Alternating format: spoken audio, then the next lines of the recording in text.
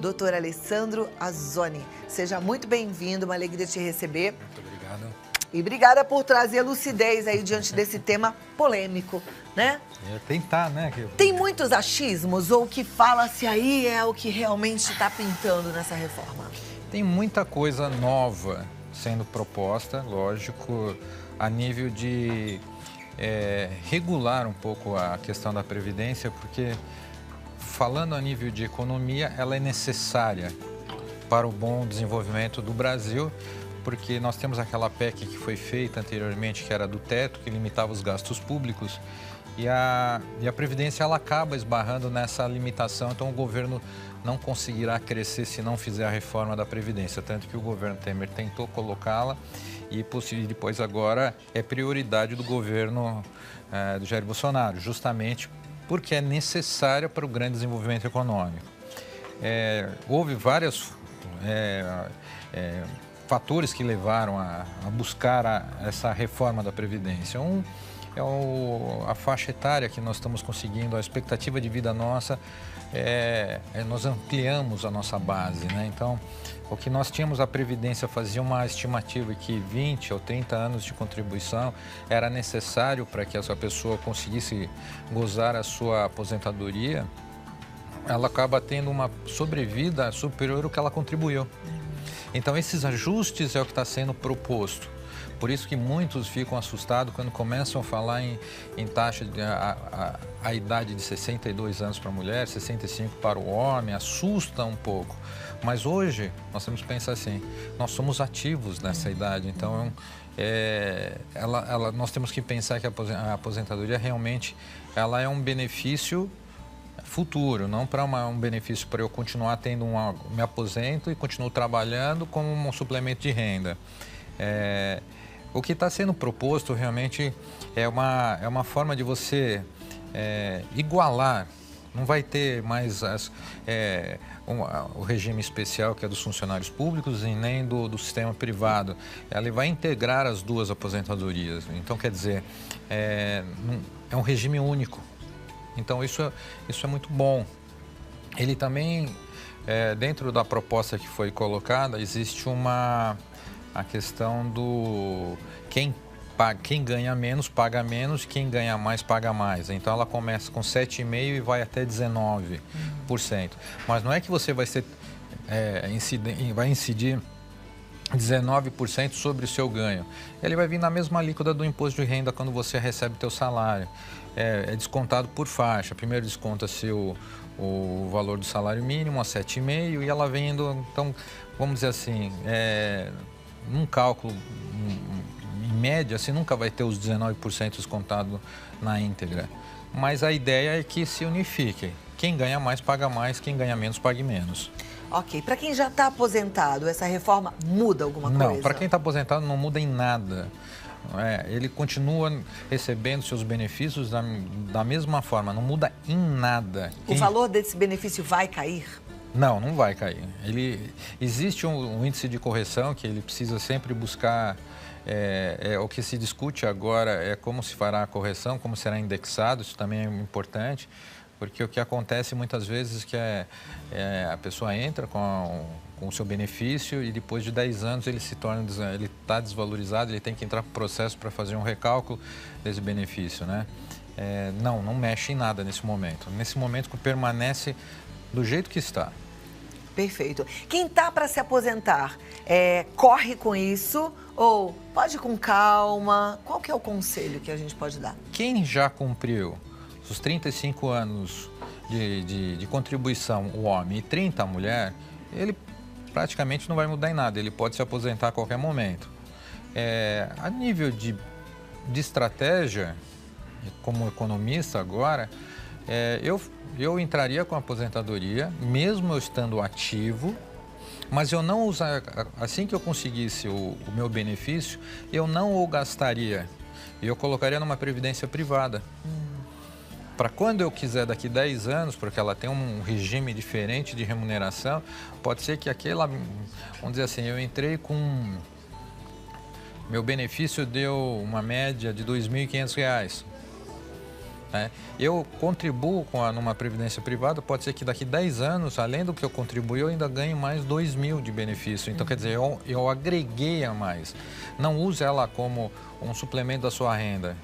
Você entra para aproveitar o benefício de se aposentar. Claro, ele falou, para quem ainda estiver ativo, né? Porque aí você está recebendo, tem uma outra fonte, então tá tudo bem, você pode guardar essa. Agora, para quem não está ativo, aí não tem jeito, aí é a sua renda e você vai ter que viver. Então, né? quem está lá, o homem, 35 anos de contribuição, e mulher, 30 anos, ela tem o direito dela, é direito adquirido, não vai ser mexido nesse sentido. Perfeito. Agora, quem estiver abaixo disso, entram nas regras de transição, que foram colocadas, o governo colocou 3 regras de transição. Eu acho que nesse caso, por exemplo, assim, aqueles que estiverem perto de se aposentar, por exemplo, eu estou com 29 anos de contribuição, falta 1 ano, uma mulher, por exemplo, 1 ano de contribuição. Então, ele pegaria a terceira regra, que seria assim, esse 1 ano mais 50%, ou seja, ela trabalharia 1 ano e meio a mais para poder fazer jus ao benefício. Então, para aqueles que estiverem próximos da linha desses 30, 35, eu acho que a alíquota dos 50% no saldo restante é interessante. Do saldo restante, gente. Não é que você vai ter que trabalhar 50% do que você já contribuiu, não. É do que falta. Se faltam 2 anos, é 50%, ou seja, 1 ano a mais. E assim por diante. 3 anos, 50%, 1 ano e meio a mais. Então, é para você que está na fase de completar esse período, a melhor opção será essa regra de transição.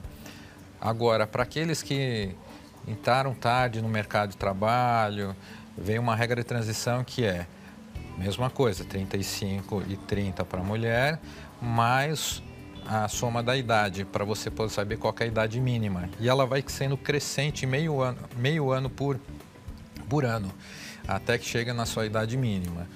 E a outra regra de transição, que é para aqueles que começaram cedo o trabalho, que é a pontuação. Então, você pega a sua idade mais a pontuação. Então, você começa com 86, 96 e vai até 100 para a mulher e 105 para o homem. É a pontuação mínima para você conseguir a aposentadoria.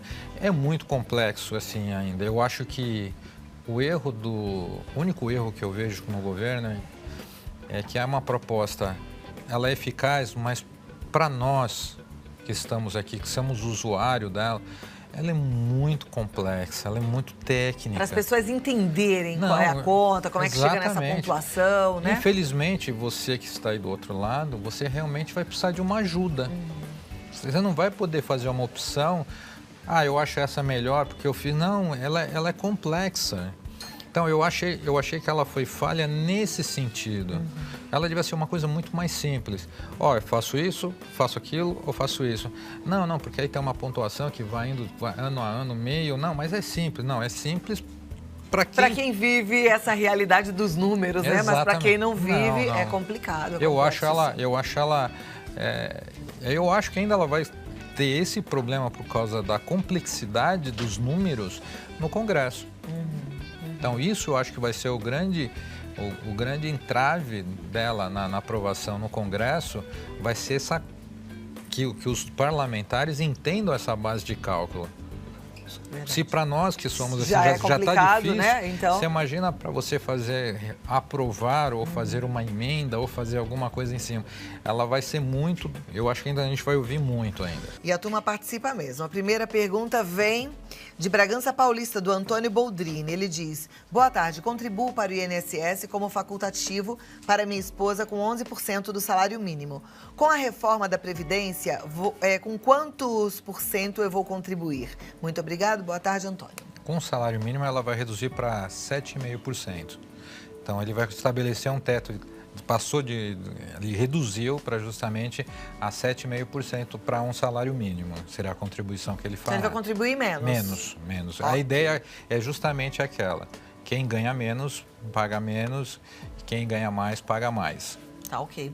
Próxima pergunta. Boa tarde, meu nome é Janete, sou do Rio Grande do Sul. Muda alguma coisa para aposentadoria por doença? Existe um tempo ou idade mínima para ter esse direito? Essa vai mudar bastante. Essa ainda está em uma... Eu acredito que essa ainda vai ter muita discussão. A proposta, ela coloca a limitação de contribuição mínima, ela coloca a contribuição mínima, que eu acho que ninguém pede para ficar doente. Eu acho que essa é a mais dura dela. E a mesma coisa de você estabelecer uma idade mínima, né? Então, eu acho assim, e a contribuição também ser limitada a 60%, mais 2 anos por cada ano de contribuição, sabe? Eu acho assim, é um momento muito frágil. Ninguém opta e fala assim, eu vou ficar doente, eu vou aderir eu vou entrar no benefício por estar doente. Então, essa acho que é a parte mais frágil que eu acredito que vai ter uma reforma e vai ter uma completa gerência do legislativo. Ok, vamos acompanhar, né? Esperar aí para ver como é que tudo se resolve. Dona Maria Ursolini, ela gostaria de saber se é verdade que os velhinhos, diz ela, que ganham hoje R$900 vão passar a ganhar 400 e alguma coisa. Não, quem já está no sistema, não. Essa daí é um sistema para quem está indo antecipando, né? Eles vão reduzir para 400, mas essa quem já está não mexe em nada. Quem está dentro do sistema, praticamente, ele não vai mexer justamente por causa do direito adquirido. Eles não querem que uma enxurrada de ações de inconstitucionalidade questionando isso. Então, quem está vai permanecer, mas tem realmente uma modificação nesse sentido, que é para aquele idoso que realmente não tem condições, ela vai se reduzir para 400 antes do prazo lá de 60 anos. Realmente eu acho que essa também, eu acho que não passa essas propostas. Essas propostas, assim, que mexem muito com essa... É muito emblemática, eu acho que ela vai ser barrada. Eu não sei se isso pode ter sido intencionalmente para que o legislativo olhe para essas questões e não olhe para as questões maiores, que é como os benefícios dos servidores públicos, essas coisas. Então, você olha para essa questão e eu acho que pode ser uma pode ser uma jogada. Jogada, para deixar passar batido o que... Porque não tem lógica você reduzir um benefício para 400 por uma pessoa que vive numa situação... Essa é para uma situação, assim, que eles chamam de realmente, exatamente, né? Pobreza mesmo. Então, eu acho assim, você reduzir esse benefício muito, eu acho que você vai permanecer ele numa situação pior. Exatamente, de qualquer forma vai onerar os gastos públicos, né? Exatamente. De uma forma ou de outra vai, porque ele vai estar lá, vai precisar de um tipo de assistência. E aí é o papel do governo também. Nós temos que pensar também que com o número de idosos, ele está crescendo, muito. O número de idosos em 2030 será o equivalente de criança de 0 a 14 anos. Superior. Então, quer dizer assim, e está começando a ter uma outra situação que o governo também ele não pensa na situação do seguinte, as famílias... como eles estão vivendo mais, eles não, às vezes, por fato da família, da mãe, da filha, do genro, dos netos terem que trabalhar e não ter condições de pagar um cuidador, vai se usar muito o asilo público. Então, é isso que eu estou pensando aqui. Vai ter muito. Vai ter muito mais. Né? E a gente, será que vai ter essa infraestrutura? Não será tem. Que está preparado para essa demanda? Hoje não tem. Né? É isso que eu acho que tem que ser você pensado e analisado. Né? Próxima pergunta é da Beth, ela é de Indaiatuba. Ela gostaria de saber se o DAS ou DARF que pagamos quando temos um comércio pode ser contado e juntar para se aposentar. Essa é uma questão assim, ainda não chegaram nesses pormenores ainda, né? Você fala da questão da empresa, né? Isso praticamente não muda em nada, né? Então, como eu falei assim, ainda são detalhes de ajuste. O que se chegou é numa norma geral ainda, né? Tá joia. A Maristela de Bandeirantes, no Paraná, ela gostaria de saber sobre a aposentadoria rural. Ela teve mudanças também. Ela passou agora a ter a contribuição mínima de 20, passou para 30. E a idade passou 60 para homens. Mas essa já está definida? Já passou ou é a proposta? Não, é a proposta. Então ainda não passou. A proposta é que ainda precisa ser aprovada. Né? 60 anos para o homem, 60 para a mulher também. Então, essa foi uma... quem saiu perdendo, na verdade, nessa colocação foram as mulheres. Então, também é uma questão de se discutir ainda... Por isso que eu falo, É uma proposta do governo. Até a gente conversava com a sua produção de falava assim, ainda não, é uma proposta. Então, gente, não precisa ficar tão assustado ainda, porque ainda nós não temos ainda qual é o posicionamento do Congresso. Nós não sabemos se ela foi aceita, se ela vai ter muitas emendas. Não significa que foi posto e vai ser aprovado no jeito que está.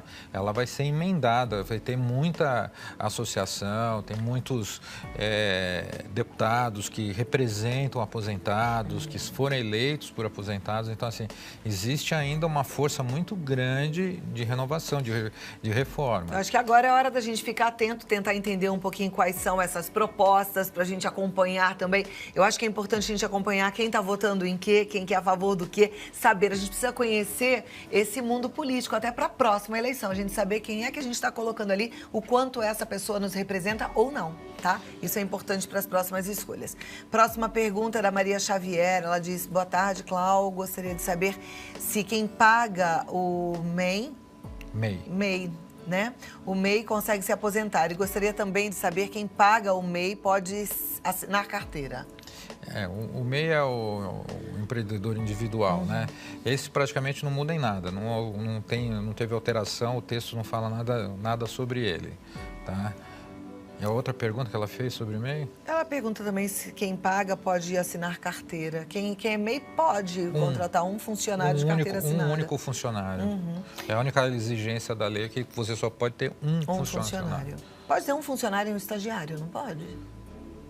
Que o estagiário, infelizmente, coitado dos estagiários que me ouçam, mas o estagiário, dentro da legislação trabalhista, não é considerado como funcionário. Então ele pode. Você pode ter uma funcionária e uma estagiária. Aliás, a gente fala sempre do CIE aqui. Eu acho que você pode fazer essa consulta é a lei, lá. Tá? Não, é a lei, mas eles são fantásticos. Eles trazem frescor, eles trazem novidade para a empresa, são muito bons. Só toma cuidado com essa questão justamente por causa da limitação de um funcionário. Perfeito. Gostaria de saber se os filhos dos militares que não casam continuarão recebendo pensão. É o Paulo Afonso de São Paulo que pergunta. Não, vai ter uma modificação muito grande nesse quesito da soma de benefícios. A proposta, ela é bem audaz. Você não vai poder mais... Antigamente, o que você fazia? Você acumulava os benefícios. Então, você ia... De repente, você tinha os seus cargos, você ia se aposentando e depois, quando é um caso de morte, você poderia ficar com esses benefícios. Agora não, agora esses benefícios você tem, vai ter uma proporcionalidade por eles, entendeu? Existe uma tabela que o governo colocou sobre os valores e como você receberá. Tá, já é que dá para pesquisar até para você ficar um pouco mais informado sobre isso. Mas é que eu falei assim, ainda é muito... Ainda é novo, você vai fazer uma pesquisa por uma coisa que ainda não está fechada. Eu acho assim, calma, gente. Muito bom. A Lívia, ela é de Maringá. Quero saber se quem tem 28 anos de contribuição tem que ter os 35 ou é a soma da idade com a da contribuição. Ela, por exemplo, tem 56. Não, na verdade, no caso dela, tem 28 anos de contribuição, é uma mulher.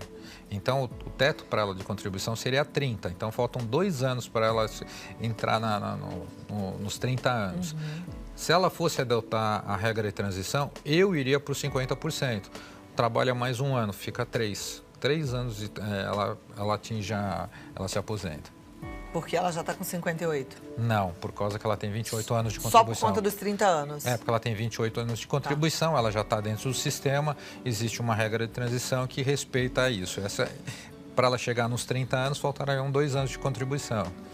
O que ela faz? Mais 50% desses 2 anos. Mas ela tem que fazer alguma coisa nesse meio tempo para aproveitar essa regra de transição ou não? Isso já está garantido? Não, ainda não. Caso seja aprovado. Aí ela vai ter que fazer opção. Qual das 3 regras que ela vai adotar, aquela que for mais benéfica para ela? Tá, joia. Próxima pergunta é da Neide, ela é de Gama, no Goiás. Sou aposentada como servidora pública por tempo de contribuição e idade. E meu marido por invalidez permanente. Vai mudar alguma coisa? Não, ela já está aposentada, não muda em nada. Não mexe mais. Não mexe mais. Boa tarde, meus amores. Boa tarde. É uma baiana. Cadê o nome dela? Mainha? Não, ela fala da Mainha. Eu não conto o nome. Ô, boa tarde, minha rainha. Ela mora em Salvador, Bahia. Mainha tem 65 anos, mas nunca contribuiu. Ela vai poder se aposentar e, se puder, a mesma é casada. Tem que se divorciar para poder aposentar?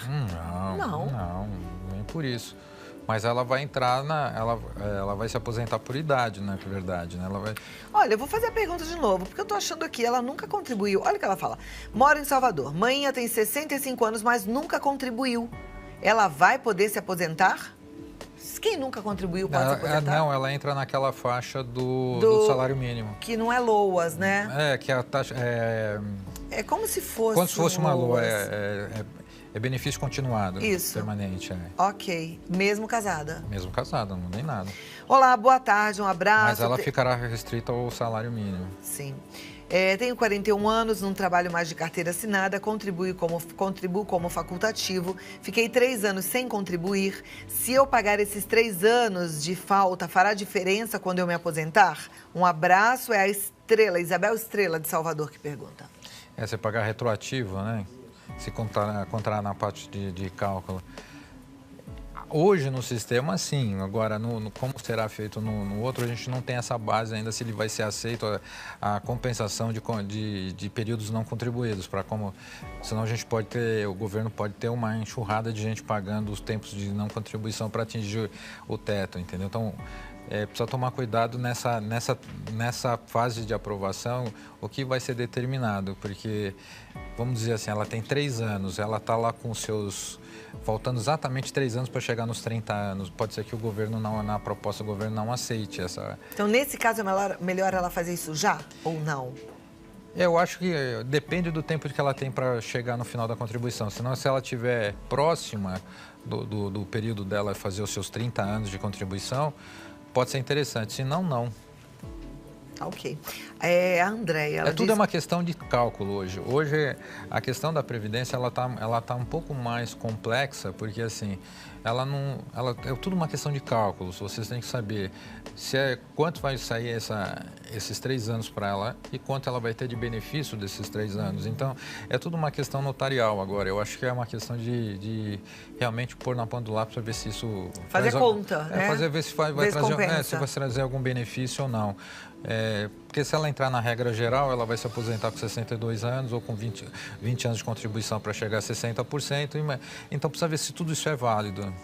Joia. Oi, Cláudia, boa tarde. Me chamo Andréia, moro em Alta Floresta, no Mato Grosso. Vou fazer 45 anos, mas não contribuir nem um ano. Qual o melhor a fazer para uma aposentadoria?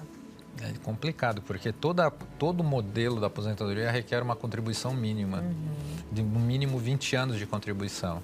Então, assim, para você conseguir chegar a pegar um teto bom porque ele pega, o que acontece? Só para você entender, não é que o governo não quer te pagar, mas é a tua contribuição, o tempo de contribuição e a média de salários que você teve nesse período. Então, como você nunca contribuiu e ele não sabe a média de salários, então você vai ter que entrar na questão de tentar entrar com benefício pelo menos de um salário mínimo. Porque você não vai ter a base necessária para Agora, eu vou te falar uma coisa, André, 45 anos ainda é uma menina. Vai contribuindo aí, porque eu acho que vale a pena. A gente pensa muito assim, mas aí eu só vou me aposentar com 65, você vai continuar sendo uma menina e vai ter muito chão pela frente. A estimativa de vida aumentou, e aumentou bastante. Não sei como é que anda a tua saúde, mas eu, por exemplo, acho que a gente vai chegar aos 100 fácil, viu? E até uma questão do seguinte, eu não sei como é a renda dela. Então, é o seguinte, quanto dá dando a contribuição que você vai fazer mensalmente e quanto você faria numa contribuição numa previdência privada? Porque, às vezes, o que você ganharia em 20 anos numa previdência do governo, você pode ganhar em 10 anos numa privada. Então, eu acho que no caso dela, ela precisa ver como está a questão da renda dela. Infelizmente, a Previdência sempre ela vai levar uma série histórica. Então, no caso dessas pessoas que nunca contribuíram, fica difícil. Realmente não atinge o teto. Mas vale a pena, então, fazer essa consulta para fazer uma previdência privada? Sim, ela precisa ver quanto eu tenho de renda. Você vai contribuir, para você conseguir chegar num teto interessante, você tem que contribuir tanto o valor Pega um salário mínimo, veja 7,5%, vê quanto vai dar isso. Então, e ver quanto você daria isso se você contribuísse numa previdência privada, qual seria a rentabilidade de uma com a outra. Faz o comparativo.